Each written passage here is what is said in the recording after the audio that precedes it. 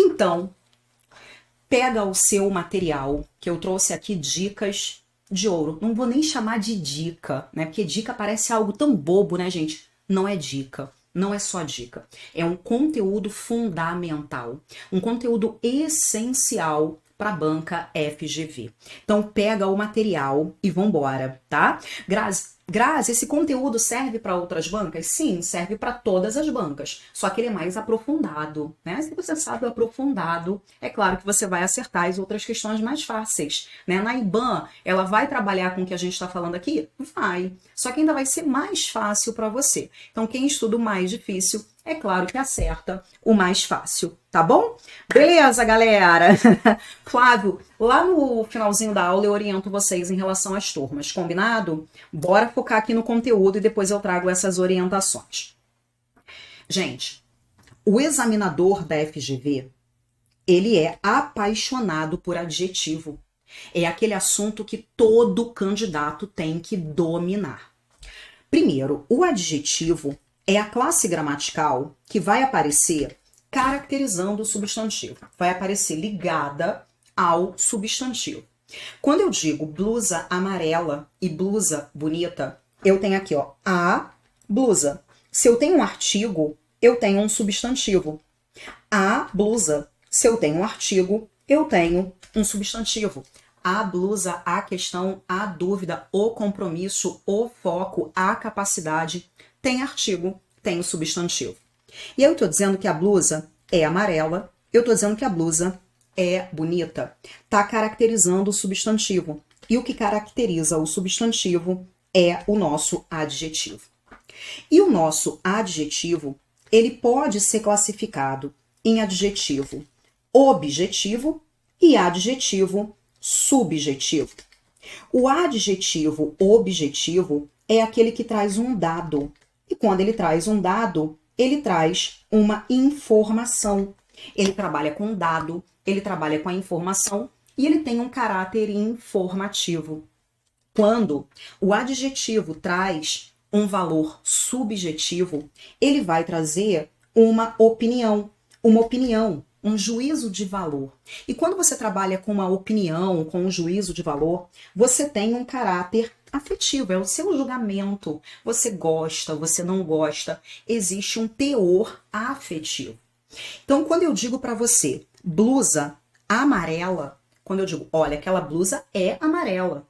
Se ela é amarela, aquilo ali é um dado. Se aquilo é um dado, aquilo é uma informação. Se você trabalha com uma informação, você tem aqui um adjetivo classificado como adjetivo objetivo. Mas quando você diz, nossa, Grazi, que blusa bonita, aí o João fala, nossa, não é bonita não, é feia. Dizer que algo é bonito, dizer que algo é feio, tem juízo de valor, tem opinião. E quando você trabalha com a opinião, você tem um adjetivo de caráter o quê? Subjetivo. E muito cuidado, gente, porque algumas palavras, dependendo do contexto, elas podem ter valor objetivo ou valor subjetivo. Por exemplo, se a gente pega o adjetivo necessário, necessário é um adjetivo. Dependendo da frase, ele pode ter um valor objetivo ou um valor subjetivo. Por exemplo, você pega um edital. E no edital está dizendo que no dia da prova é obrigatório levar uma identificação com foto. É obrigatório levar a identificação impressa com foto. E aí eu falo, no dia da sua prova é necessário levar essa identificação. É necessário ou não? É necessário.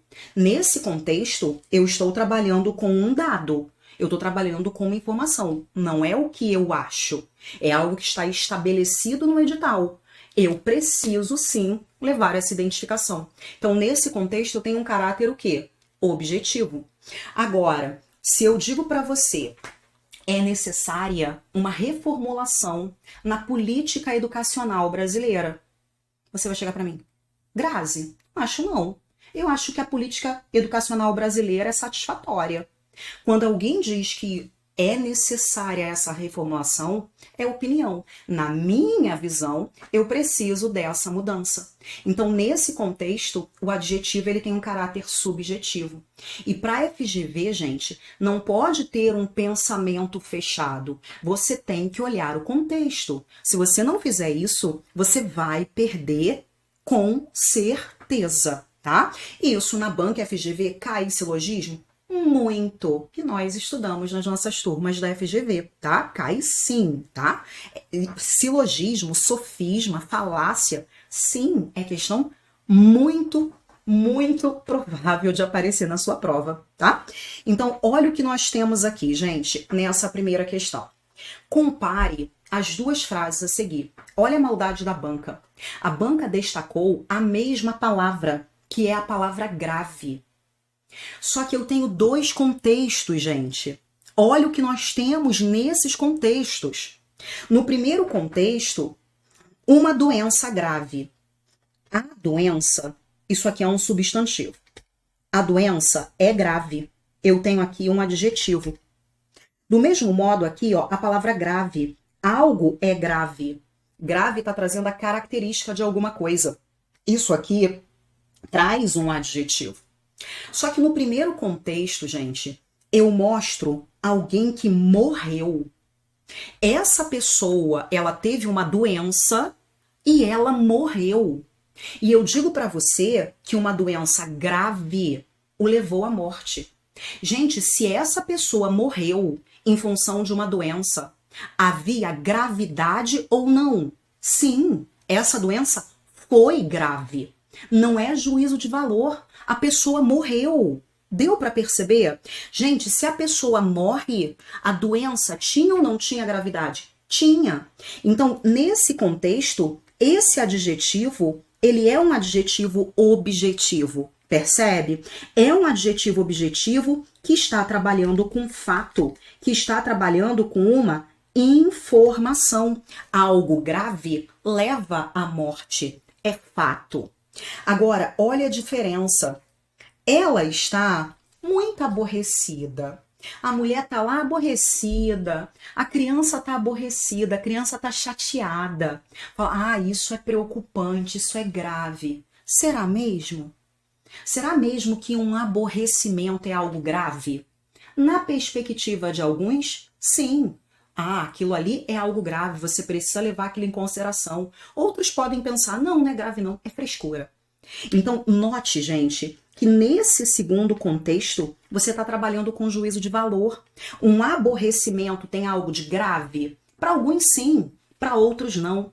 Então, nesse segundo caso, eu tenho o adjetivo de caráter subjetivo, porque ele está trazendo a opinião. E quando ele trabalha com essa opinião, você tem ali um certo valor afetivo. É isso que a banca queria cobrar. Então, ela diz, assinale a opção em que os termos sublinhados estão corretamente analisados. Legal, maravilhosa, Janaína! Janaína acertou 10 de 10 na UF, maravilhosa! Bem, então, só o primeiro adjetivo tem valor informativo? O primeiro tem valor informativo? Tem. O segundo, não. Agora, os dois adjetivos mostram valor afetivo? Só o segundo. O primeiro, não. Só o segundo. Só o segundo mostra valor informativo. O valor informativo está no primeiro. Os dois têm valor objetivo? Só o primeiro tem valor objetivo. Os dois não. Os dois, por serem adjetivos, mostram sempre valor expressivo. Grazi, o que seria o valor expressivo? Seria trabalhar com a opinião, com a impressão, com a expressão dos sentimentos do emissor. E nós sabemos que essa opinião, ela só aparece no segundo elemento, tá? Então, por isso que a resposta efetivamente é a nossa letra, o quê? A nossa letra A. Legal, galera, bacana. Tudo certo? Dá um feedback pra mim, galera. Ok ou não? Material certinho aí, né, gente? Bora! Então, olha lá o que nós falamos. O objetivo, ele traz o fato, ele traz o dado, ele traz a informação. O subjetivo traz a opinião, traz o juízo de valor, aquilo que o emissor acha, né? É o achismo, é a opinião, é o juízo de valor. Bora, olha a próxima. Gente, ó, hoje eu tô bebendo Coca-Cola. É Coca-Cola, galera. Vamos lá. Questão 2. Gente, essa questão aqui também é muito interessante, tá? É um assunto também muito cobrado. Diz respeito aos nossos mecanismos de coesão. Existem algumas palavras que trazem um sentido próprio. Quando você ouve a palavra caneta, você automaticamente cria a imagem de uma caneta. Caneta é caneta. A palavra caneta, ela remete a um significado. Quando você pega, ele está em campos. Esse elemento em campos, ele traz uma ideia de lugar. E essa palavra campos, ela traz um significado específico. Campos é um nome de um lugar no Rio de Janeiro. Quando você ouve Campos, Campos é um lugar. Quando você ouve Alagoas, Alagoas é um lugar específico. Não importa onde você esteja. Quando você ouve essas palavras, você vai pensar em um lugar específico. A Grazi está em Niterói. Niterói é um lugar. A Grazi esteve em São Paulo. São Paulo é um lugar específico. Agora, existem algumas palavras que retomam algumas informações no seu texto. Quando eu digo, ele foi a Londres, lá ele se divertiu muito. Lá ele se divertiu muito. Lá onde? Em Londres. Para que você saiba onde é esse lá, lá ele se divertiu muito. Lá onde? Em Londres. Para que você entenda essa palavra, você precisa resgatar uma informação. Você fez referência aqui a algo que apareceu antes. Quando uma palavra retoma uma informação, você tem um mecanismo de coesão. Essa coesão, ela é chamada de coesão anafórica. Quando você faz referência ao que está antes, você tem uma anáfora.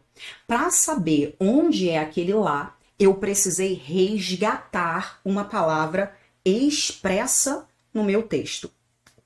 Agora, eu quero que você entenda aquilo que nós chamamos de deítico, especificamente aquilo que nós chamamos de deítico espacial. O elemento deítico, ele também pode ser conhecido como deixis. Ele também pode ser conhecido como coesão extratextual. E a FGV ama isso. Uma outra banca que ama isso é a banca IDECAM. A coesão extratextual, também chamada de coesão esofórica, ela remete a quê? Para você conseguir interpretar aquela palavra, você vai precisar de um contexto. Você não tem uma palavra no seu texto que te permita interpretar.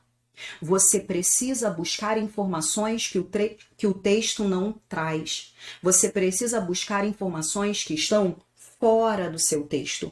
Extra, nesse sentido de fora. Quando você pega a última frase, eu tenho isso aqui, ó. Ele mora aqui. A pergunta que eu faço é: onde é esse aqui? Olha lá, eu estou conversando com a Isadora e eu falo: Isadora, ele mora aqui. Aqui onde? Onde ele mora? Você tem como saber pelas palavras do texto? Não. Mas digamos que você tem um contexto. Digamos que eu, Grazi, esteja conversando com a Isadora. E eu e a Isadora, nós estamos na França. E eu falo para Isadora, Isadora, ele mora aqui. Ele mora aqui onde? Na França. Agora, eu e Isadora estamos conversando e nós estamos no Rio de Janeiro. E eu falo, Isadora, ele mora aqui. Aqui onde? No Rio de Janeiro. Digamos que agora eu e a Isadora estejamos em Londres. E eu falo, ele mora aqui. Aqui onde?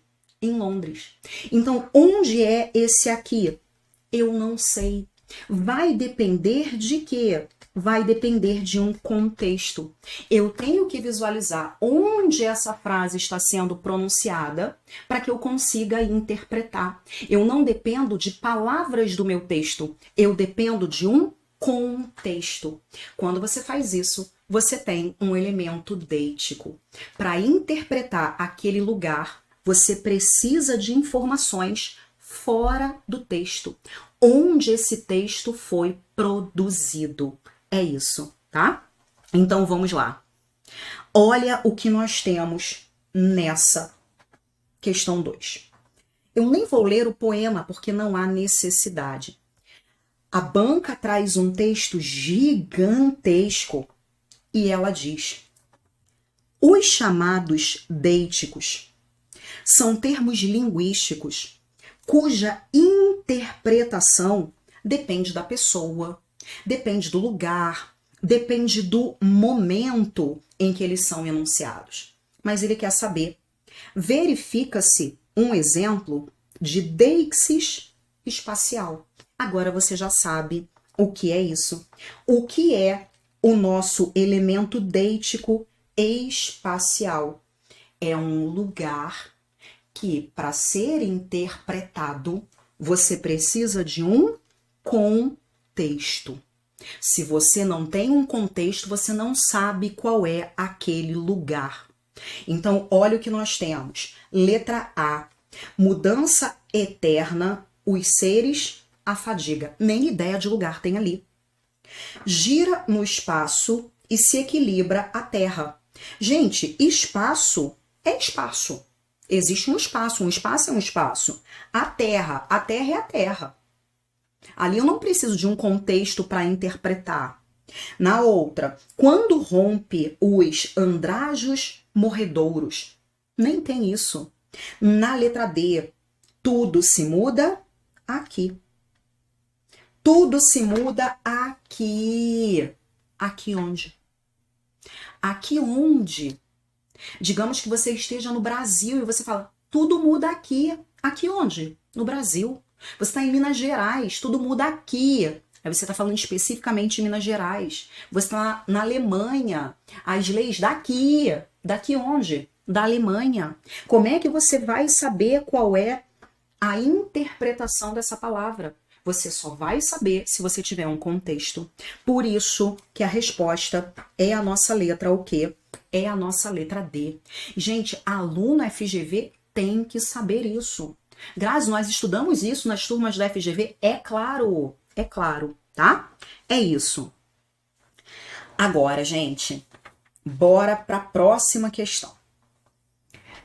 Isso aqui tem que ser prioridade nos seus estudos. Tipologia textual. É um assunto que está lá no top 5 da banca FGV. Olha o que nós precisamos visualizar. Eu quero que você perceba o que caracteriza um texto descritivo. Você tem um texto descritivo, óbvio, quando você faz uma descrição. Tá? E o que é uma descrição? Quando você apresenta as características. Você pode trazer as características de uma pessoa, de um animal, de um objeto, de um ambiente. Você vai trazer as características de algo ou de alguém. O seu objetivo é, por meio de palavras, criar a imagem do elemento. Quando eu digo o jardim, eu quero que você imagine, eu vou ler aqui, e eu quero que você comece a imaginar esse cenário. Comece a imaginar esse ambiente. O jardim estava coberto de margaridas brancas. e o perfume suave das flores se misturava ao canto dos pássaros. O que eu estou fazendo? Eu estou criando para você a imagem daquele jardim. É como se você, por meio de palavras, estivesse tirando uma foto daquele ambiente. Isso é trabalhar com a descrição. Quais eram as características desse jardim? Esse jardim, ele tinha margaridas, ele tinha um perfume. Eu trago essas características.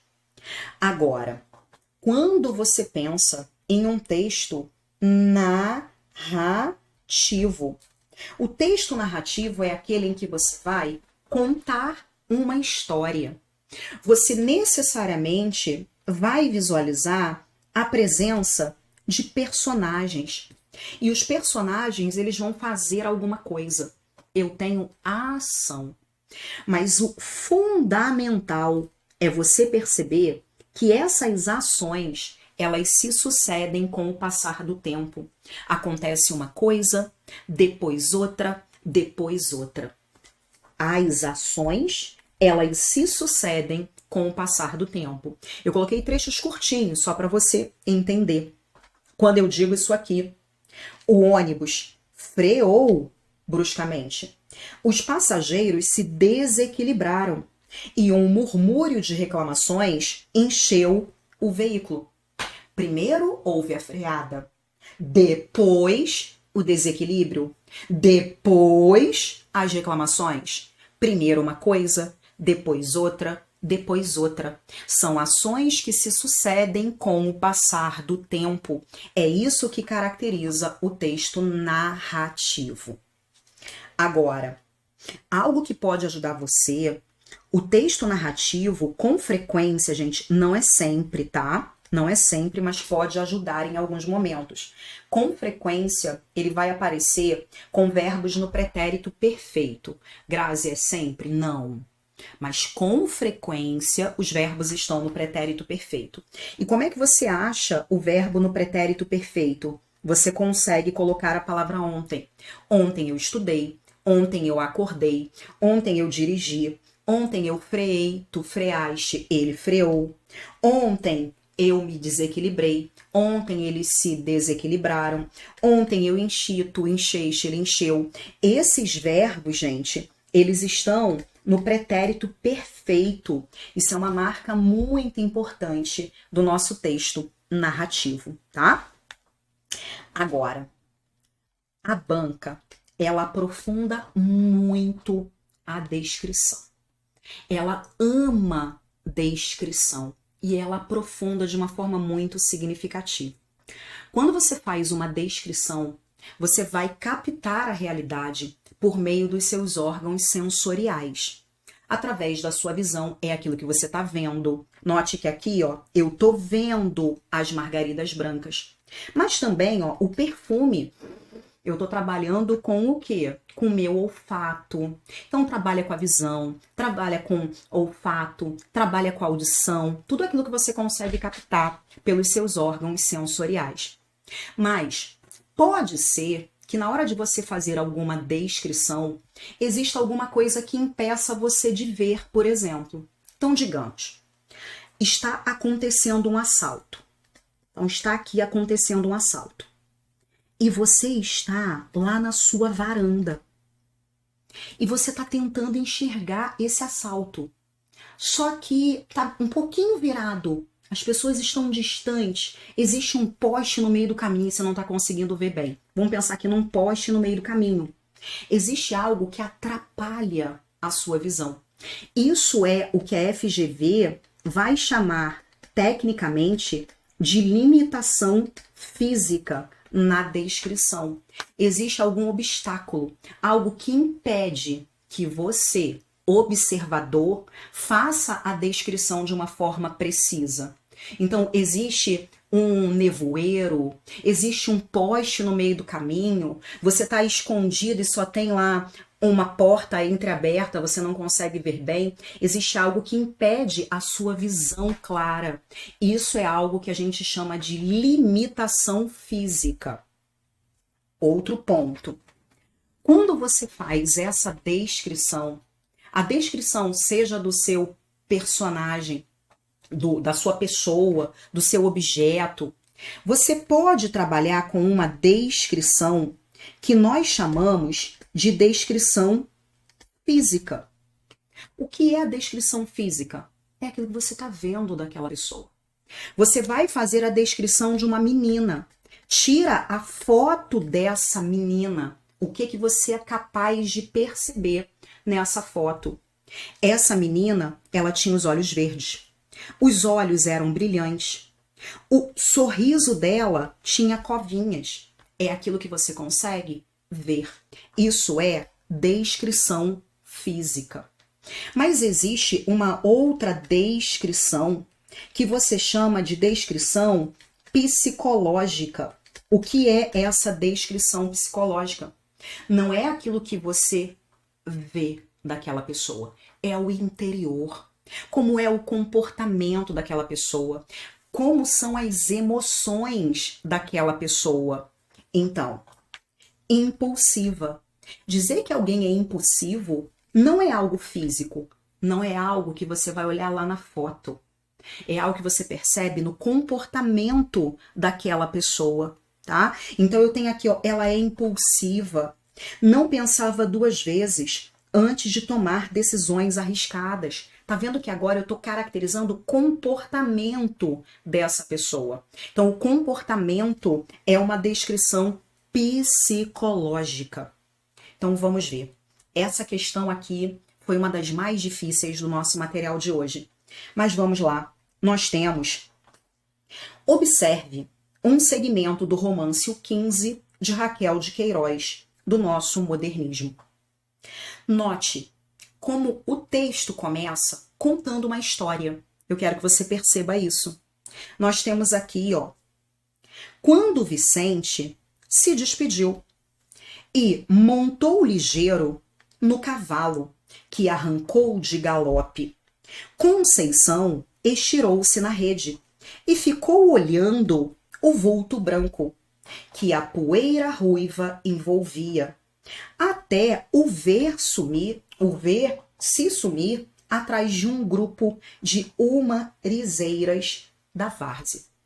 Gente, o Vicente primeiro se despede, depois ele monta, depois o cavalo arranca, depois a Conceição vai se deitar na rede, depois ela vai ficar olhando, depois ela vai perceber que vai tudo sumir. Note como ali ele está contando uma história. Primeiro acontece uma coisa, depois acontece outra, depois acontece outra. Quando ele faz isso, ele está trabalhando com um texto o quê? Narrativo. Então, esse trecho, ele é um trecho essencialmente narrativo. Mas é muito difícil você encontrar um texto que seja, gente, 100% narrativo.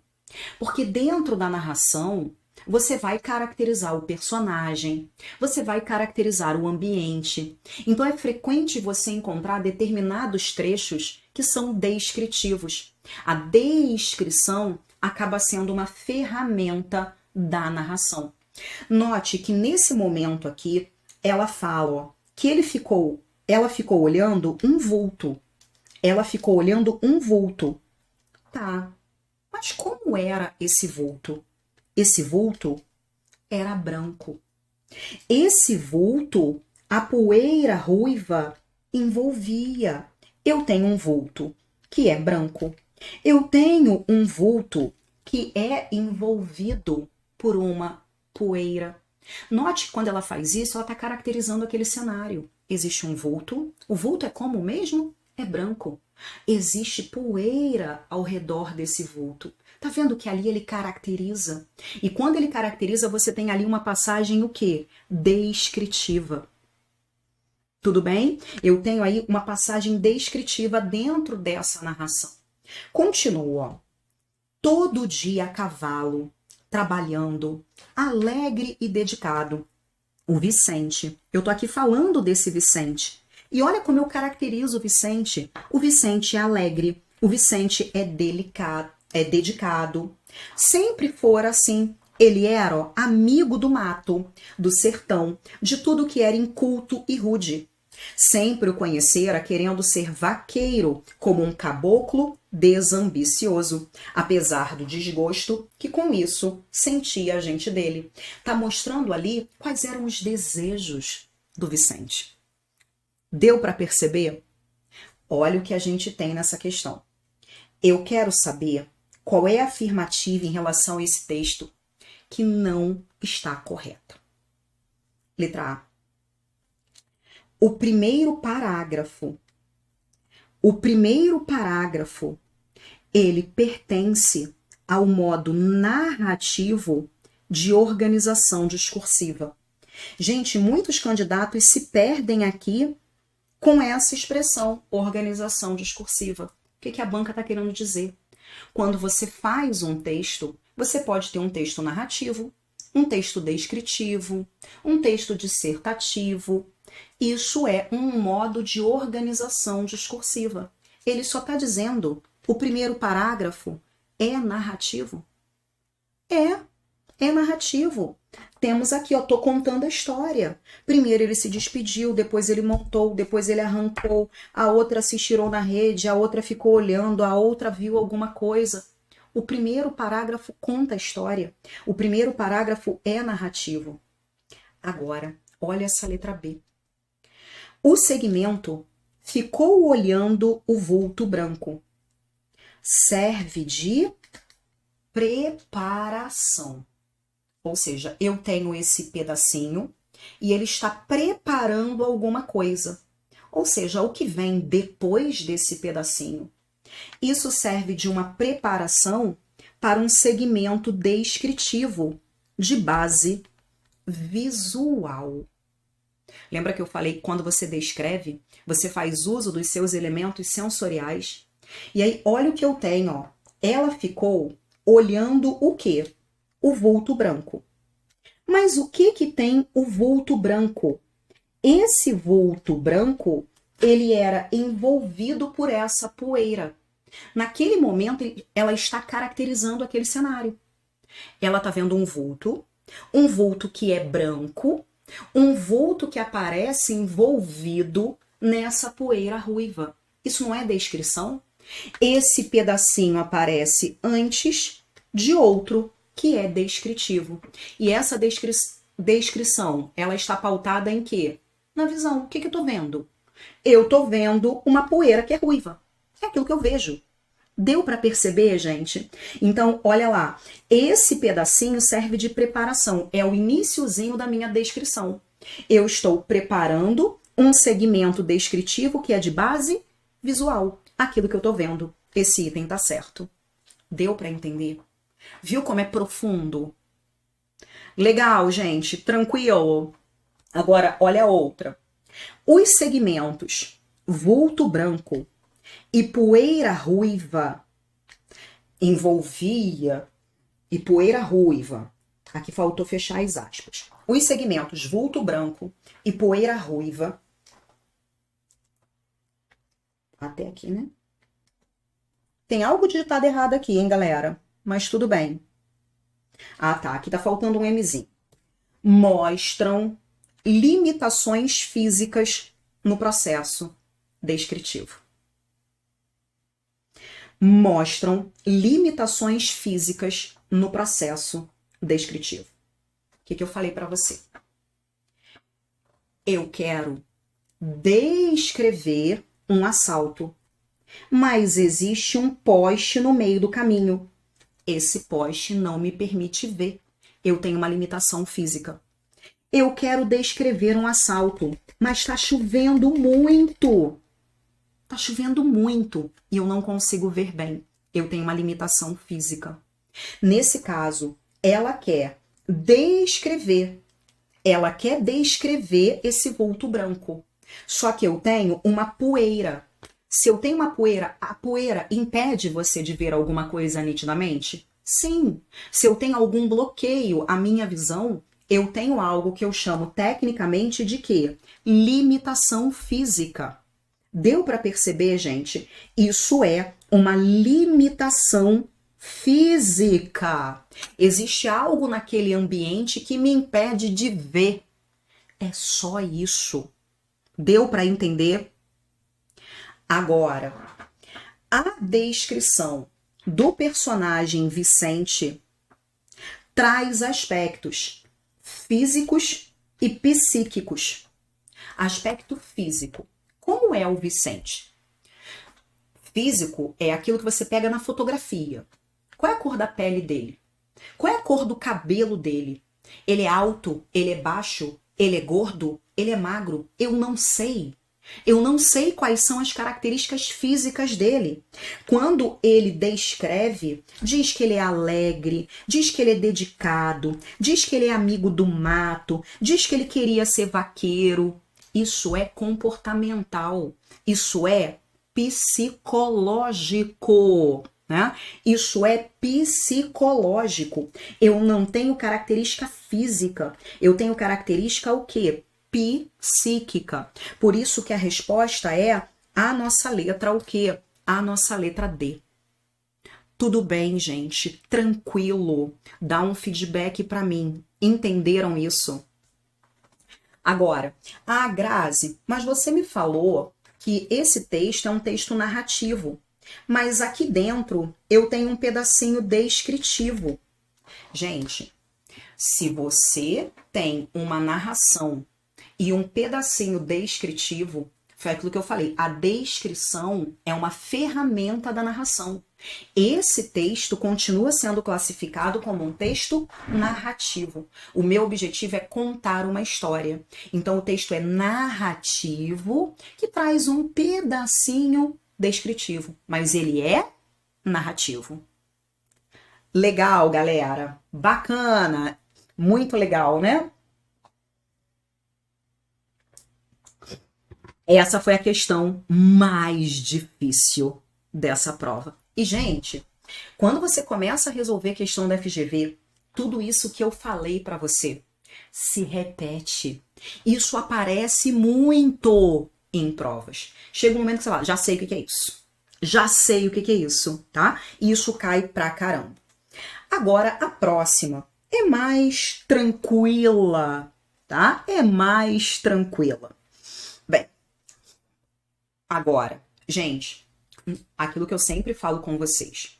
Eu poderia pegar um material escolhendo só as questões fáceis da FGV, mas eu sei que essa não vai ser a realidade. Eu sei que todos os termos que eu comentei com vocês nessa questão são termos essenciais para qualquer candidato que se prepare para a FGV. Você tem que saber isso. Então a gente tem que discutir essas questões que não são simples, mas que vão fazer toda a diferença na sua prova, tá? Tem que saber isso, tá? Isso é fundamental. Agora, gente, o que eu quero que você perceba? Quando nós trabalhamos com algumas figuras de linguagem, existe uma figura de linguagem que é chamada de antítese. E o que é uma antítese? Quando você trabalha com uma oposição. É simplesmente uma oposição no campo do possível. E, gente, quando eu falo em oposição, são elementos antônimos. É o subir e o descer, entrar e sair, claro e escuro, fácil e difícil. Olha o nosso exemplo. Nós temos: sentiu-se feliz pela conquista, mas ao mesmo tempo triste pela despedida. Nós temos aqui, ó, feliz e triste. São elementos opostos. E é possível alguém estar feliz por uma conquista e ao mesmo tempo estar triste por uma despedida. Eu estou feliz por uma coisa, mas eu estou triste por outra. Eu tenho elementos opostos no campo do possível, isso é uma antítese. Agora, na próxima estrutura, eu quero que você visualize uma outra figura que nós chamamos de sinestesia. A palavra sinestesia, ela está ligada à anestesia, sim, tem a mesma base da palavra anestesia. Anestesia que tem a ver com os seus sentidos. Estesia tem a ver com sentido. E quais são os nossos sentidos? Tato, visão, olfato, audição, paladar. E a sinestesia, gente, ela consiste em misturar os sentidos. Basta que você tenha dois para que você já trabalhe com a sinestesia. É a mistura dos sentidos. Então, quando eu digo a música envolvia o ambiente com uma melodia, tem a ver com o som, tem a ver com a audição, mas ela é suave. Algo suave, né? Suave tem a ver com o quê? Tem a ver com toque, tem a ver com tato. E aqui, ó, colorida. Colorida é cor, é aquilo que você vê. Tem a ver aqui com o quê? Com a visão. Você está misturando os sentidos. E quando você mistura os sentidos, você tem a sinestesia. Agora, eu quero que você visualize a nossa prosopopeia. Prosopopeia, que você também pode chamar de quê? De personificação, que consiste simplesmente em dar vida a um ser inanimado. Então você pega a característica de ser animado do homem e atribui a um ser inanimado. Quando eu digo o vento cantava, gente, vento não canta. Eu tô dando vida para ele. A caneta reclamava, caneta não reclama. Deu vida para um ser inanimado. Prosopopeia ou personificação.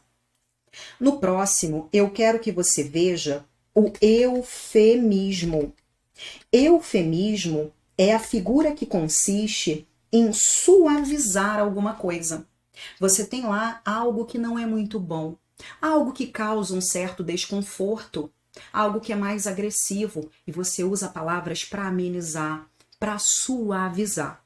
Quando eu digo o aluno estava com a verdade um pouco distante, o cara mentiu, ele falou mentira, a verdade está um pouco distante. É muito mais suave do que dizer que ele é um mentiroso. Essa figura é muito utilizada para a ideia de morte, né? Foi morar no céu, virou uma estrelinha, descansou. Você ameniza. Isso é eufemismo. Agora, a última figura, gente, é a nossa hipérbole. A hipérbole, ela é o quê? Ela é um exagero. Todo mundo tem um amigo hiperbólico, né? Aquele exagerado. Nossa, eu estava com muita fome. Eu comi um boi. Comeu bastante, mas não comeu um boi. O exagerado é o hiperbólico.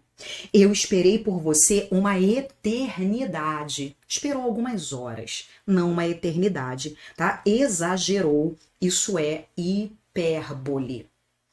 Então, na nossa questão, nós temos aqui uma imagem.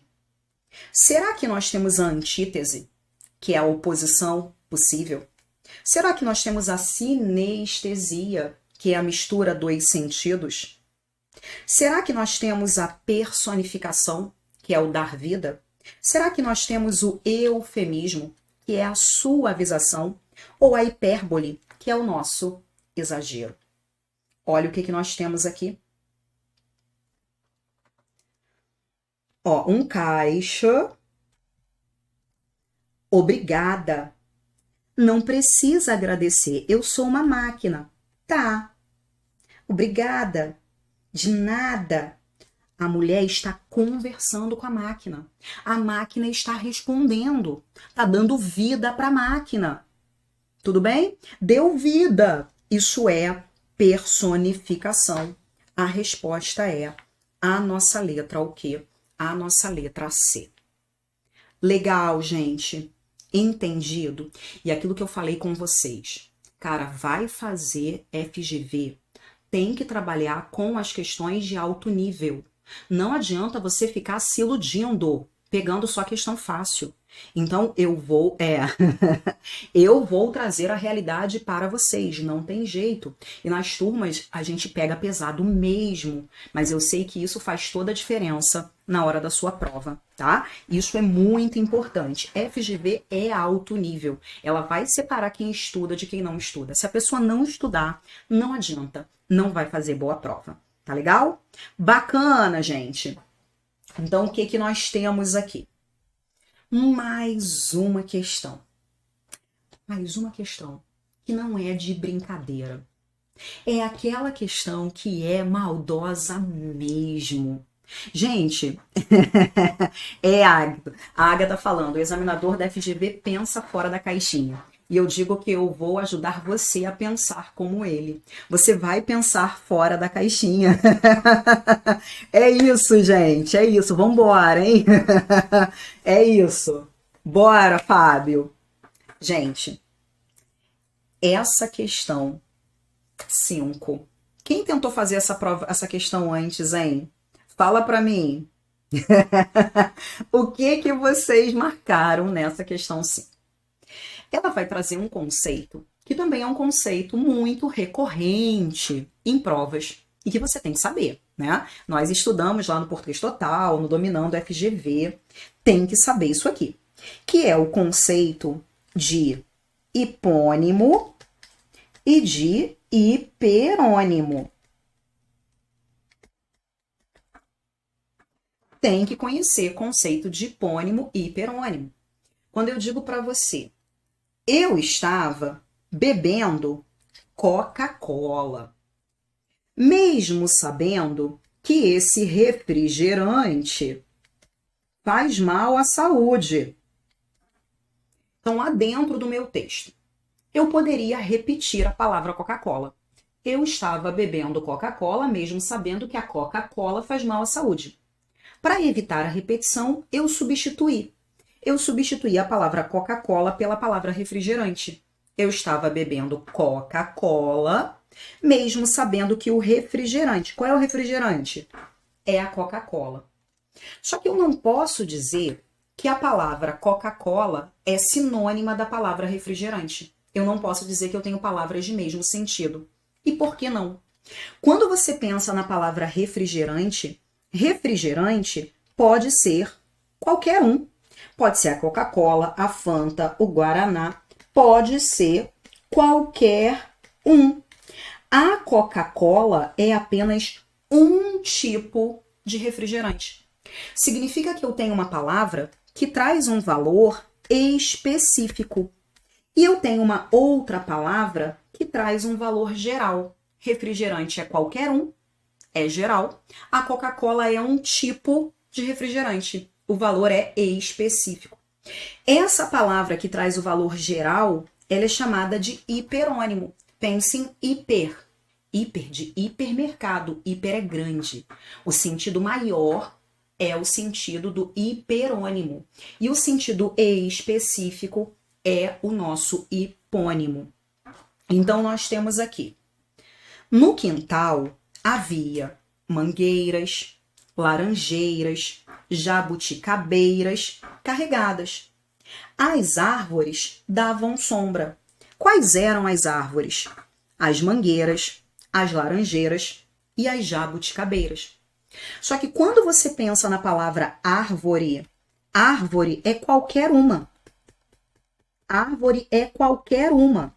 A mangueira é um tipo de árvore. A laranjeira é um tipo de árvore. A jabuticabeira é um tipo de árvore. Então, eu tenho palavra de sentido geral e eu tenho palavras de sentido específico. Essas palavras de sentido específico são as palavras hipônimas. E essa palavra de valor geral é a palavra o quê? Hiperônima. Beleza? Mas vamos lá. Olha o que a banca fez. E eu sei que a galera vai ficar entre duas, hein? Vai ficar entre duas e depois eu volto até aqui para falar tecnicamente com vocês. Pedir ajuda ao meu amigo advogado. Olha o que nós temos aqui. As opções abaixo mostram pequenos textos com termo sublinhado, introduzido por artigo definido, que se refere coesivamente a um outro termo anterior. O que ele está dizendo? Destaquei uma palavra que está retomando uma outra. A opção em que esse termo sublinhado exemplifica um hiperônimo. Então, em qual das opções o termo em destaque é um hiperônimo? Aí nós temos Ó, eu vou pular algumas então. O pessoal tá dividido, hein? O pessoal tá dividido. Eu vou pular a letra A. Vou olhar a letra B. A Associação de Moradores da Prainha se reúne todos os meses para o debate de problemas do local. A associação. Qual é a associação? É a Associação de Moradores. Gente, associação e associação é a mesma palavra. Tá? Se eu trabalho com a mesma palavra, associação, não vai pensar em hipônimo e hiperônimo. É a repetição da palavra. Na letra C. Minha irmã havia imaginado o namorado como um cavaleiro andante, um Casanova produto de uma tradição literária. E aqui convém recordar que as tradições literárias. Tá vendo que aqui, ó, tradição, tradições. É a mesma palavra. Uma no singular e a outra no plural. Mas é a mesma palavra. Não vai pensar nem hipônimo e hiperônimo. Ah, Grazi, mas uma é singular e outra plural. Não tem problema. Não vai pensar em hipônimo. É a mesma palavra. Na outra, pulei a letra D, olhei a letra E. A pousada da pequena cidade de Lavras recebe o hóspede em uma pequena sala de entrada. A saleta está decorada. Qual é a saleta? É a pequena sala. O que é uma saleta? Saleta é uma pequena sala. Para evitar a repetição, em vez de ele colocar duas palavras, ele substituiu por uma palavra só. Mas a saleta é uma pequena sala. Eu tenho ali a mesma ideia, só que um representado por duas palavras e aqui representado por uma palavra só.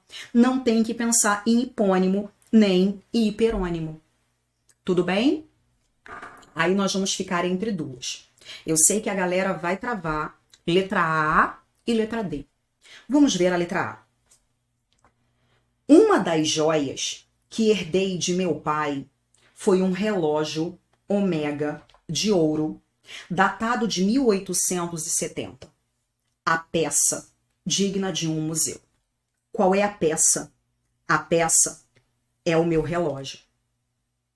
Mas quando eu digo eu herdei uma peça, essa peça, ela poderia ser um cordão, um brinco, um quadro, poderia ser qualquer outra coisa. Mas essa peça, ela foi um relógio.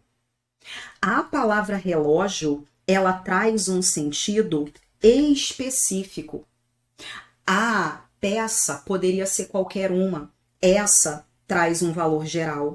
E essa palavra de valor geral é o nosso hiperônimo. Então, por isso que a resposta é a nossa letra o quê? É a nossa letra A. Ah, Grazi, por que que eu não posso pensar na letra D? Olha o que nós temos na letra D. Já imaginaram uma pólice de seguros que cobrisse os prejuízos provocados pelos incêndios florestais? Dada a frequência e a magnitude dessas catástrofes, o contrato não seria rentável para nenhuma das partes. Cuidado! A palavra contrato não está substituindo a palavra apólice. Grazi, como não? Tecnicamente falando, são coisas diferentes. São coisas diferentes. Olha lá, quando você entra em contato com uma seguradora e você diz, olha, eu quero fazer um seguro, o que ela vai fazer? Ela vai mandar para você um contrato de seguro. Nesse contrato existem as cláusulas.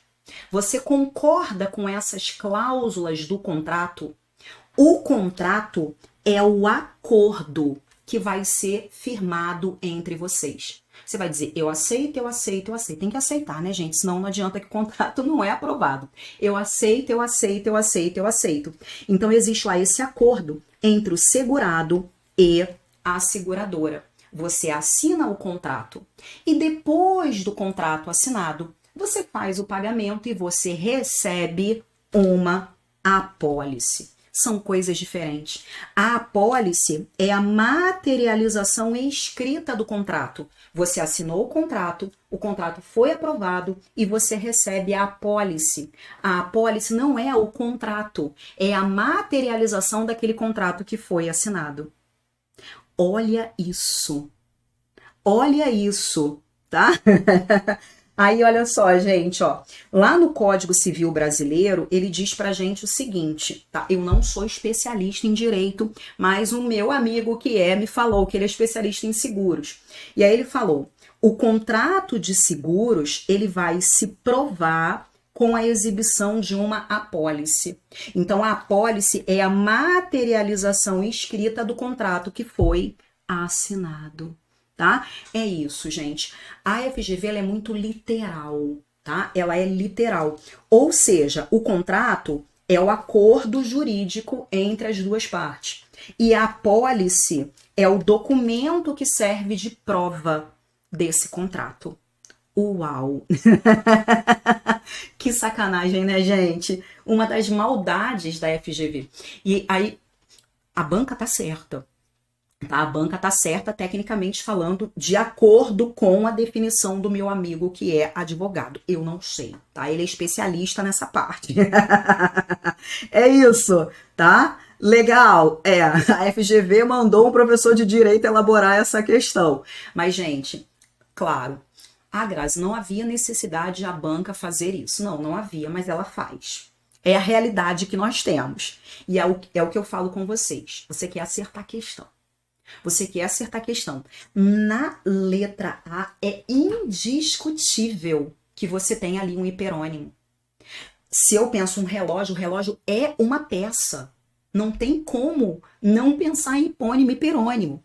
Agora, pô, Grazi, a letra D ela é problemática, pode ser que exista, eu não sei se existe, tá? Pode ser que exista alguma corrente que admita que a apólice é um contrato. Aí eu não sei dizer, mas isso aqui é discutível. Você vai ficar brigando com a banca? Não, acerta a questão. Acerta a questão. A letra A é indiscutível. Tudo bem?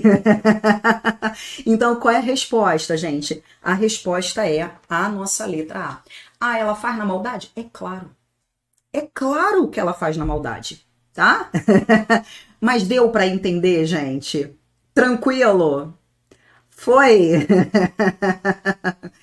Ó, o Kleber já trazendo pra gente, ó. Cara, eu, na hora, me lembrei do seguro do carro. Eu só recebo a apólice depois que eu assino o contrato. Sim, é isso, né? A apólice é a materialização do contrato, tecnicamente falando, tá? É isso. A FGV rindo da minha cara.